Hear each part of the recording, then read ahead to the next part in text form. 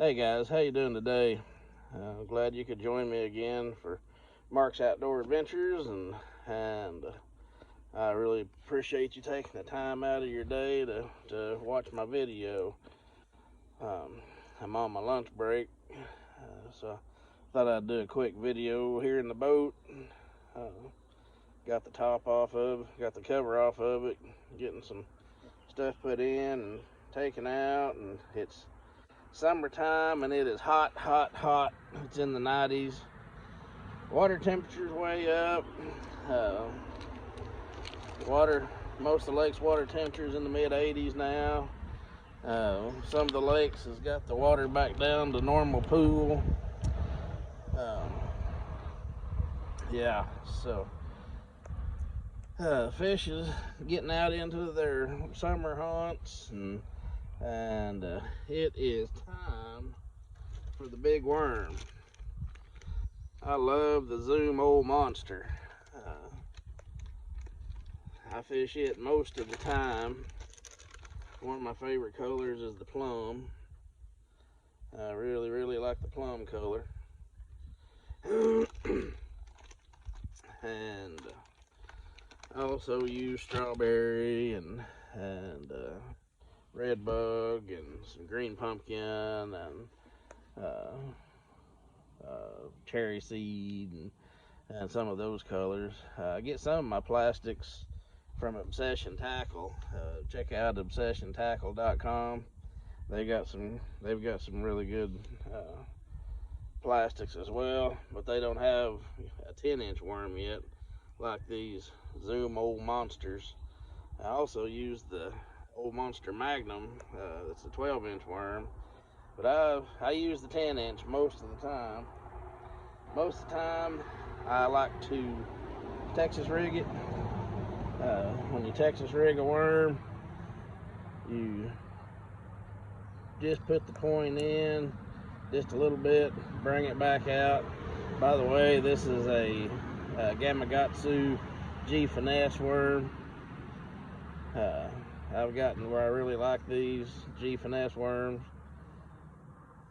And when you get it down to this position, you kind of pinch it up just a little bit and then stick it through the plastic where you got the tip out right there, as you can see.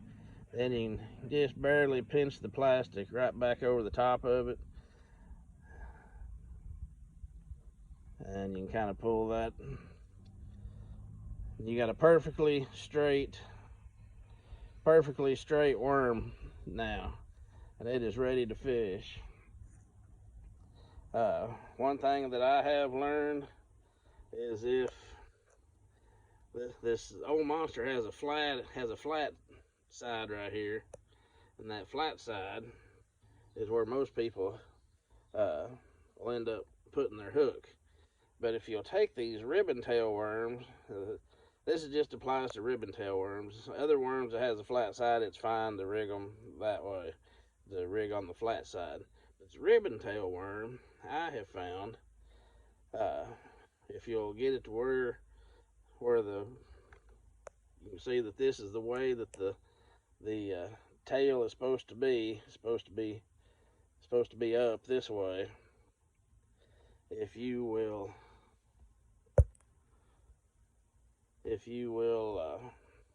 turn it to the side and hook it sideways,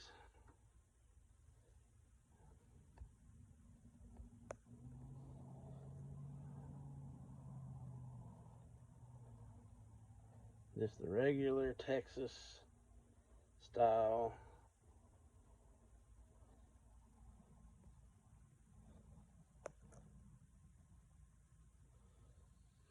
The regular Texas style sideways, that makes a heck of a lot more action in that ribbon tail worm if you hook it on the side right there, because it's pulling it straight through the water. You can swim that thing, and that thing has amazing tail action. You can just jig it on the bottom, pop it up off the bottom like you do a normal worm. You can drag it, whatever, but it's hooking it in the side that way, I have found, gives it an amazing amount of action. Another thing I like to do with my big worms is use a swing head, biffle head, whatever you want to call them. This is a True Faith custom bait swing head. Same thing.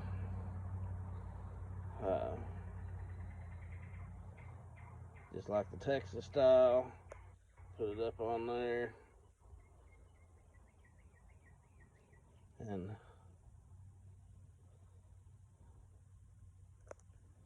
now you've got a weedless 10-inch worm on a swing head. And that really gives you a lot of action. That thing will be down there as you're dragging it across the bottom. That head lets it swim around and move around, and just gives it a whole new action, and fish love it. But when the water gets over 80, it's time to bring out the big worms. Also, you can still, of course, catch them on a jig. And this time of year, I like using a curl-tail worm for a jig trailer, for my jig trailer. Some worms have an egg sac. This one doesn't have an egg sac. If you'll pinch off, probably inch and a half. Pinch that off. Take your jig, and I hook it on the side again, just like I do Texas rig, but you thread it up here on the hook.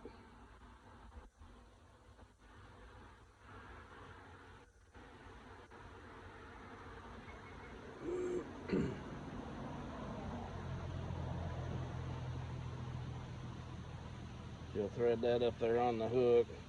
I don't usually use the plum color for my trailer. Sometimes I do. Most time I use a green pumpkin or a more of a purple color. But this plum will work too. But right there, that jig and that curl-tail worm is a big bass catching dude this time of year. I mean, you can catch some swamp donkeys on it. I guess I don't see many jigs with a worm on them. It's usually something like they used to see in a crawdad style bait, you know, like this Zoom super speed craw. I use a lot of those. I also use just the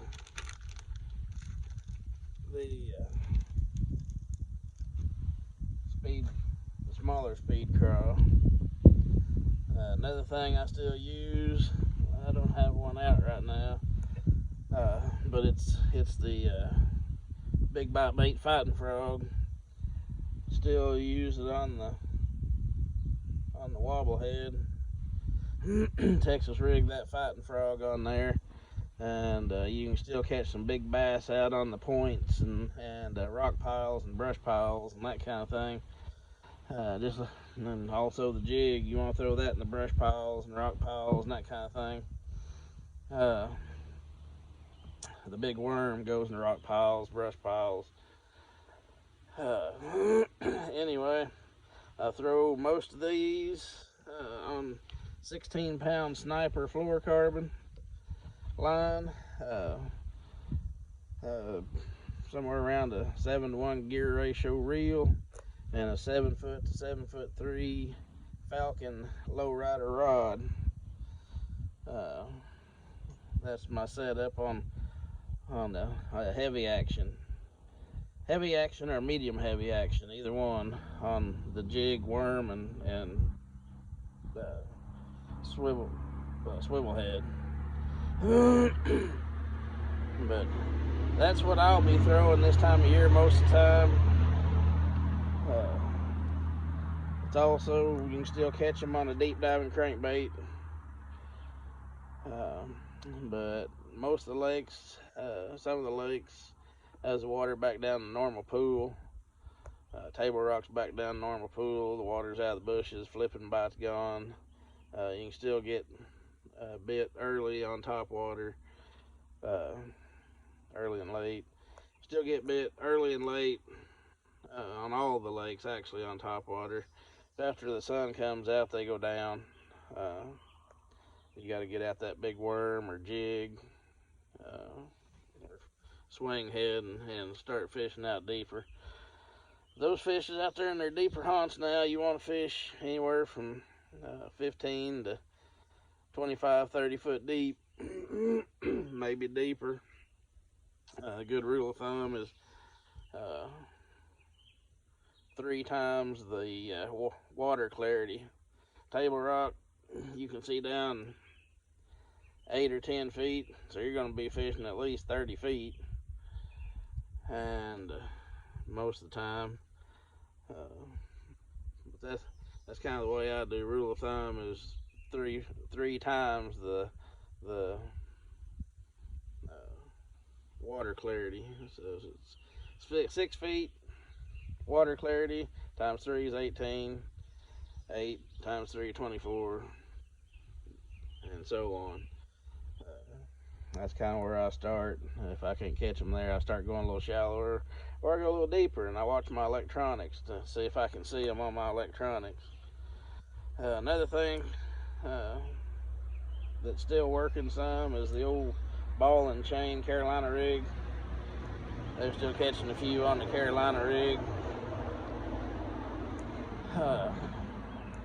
So there's the baits of choice that I threw out there to you today. I'll be making another video soon. Hadn't decided if I'm going to try to make the tournament this weekend or not. I'm working 12 hours today, 7 to 7, 12 hours tomorrow, which is Saturday, 7 to 7, and 12 hours Sunday, 7 to 7. And my tournament is Saturday night, 6 to 2.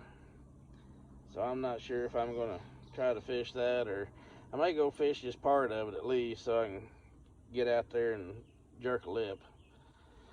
Anyway, you all have a great day. I'm glad you spent some time with me today. Please hit that subscribe button and tell your friends about the channel and help me get this channel growing. Y'all have a great and blessed week.